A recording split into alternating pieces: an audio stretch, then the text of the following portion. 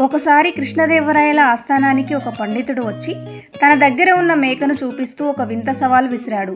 ప్రభు, ఈ మేకకు గడ్డం పెరిగేలా ఎవరు చేయగలరో వారికి నా సన్మానం దక్కుతుంది, కానీ ఒక షరతు, మేక గడ్డి తినకూడదు, కేవలం గడ్డం మాత్రమే పెరగాలి అన్నాడు.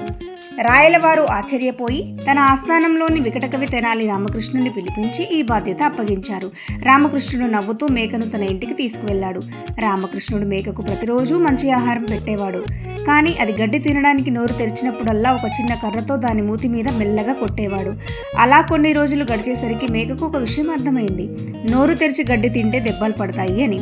కొన్ని వారాల తర్వాత రామకృష్ణుడు ఆ మేకను ఆస్థానానికి తీసుకువచ్చాడు. పండితుడు గర్వంగా మేక ముందు పచ్చని గడ్డి వేశాడు. కానీ మేక ఆ గడ్డిని చూడగానే దెబ్బలు పడతాయనే భయంతో నోరు మూసుకొని వెనక్కి తగ్గిపోయి గడ్డి తినకుండా ఉండడంతో కొన్ని రోజులకు మేక ముఖం మీద గడ్డం పెరగడం మొదలైంది.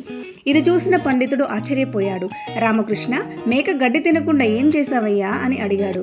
అప్పుడు రామకృష్ణుడు, అయ్యా, మీరు గడ్డి తినకూడదన్నారు, గడ్డం పెరగాలన్నారు, నేను దానికి శిక్షణ ఇచ్చాను, అది గడ్డిని చూసి అసహ్యించుకుంటుంది అని చెప్పాడు.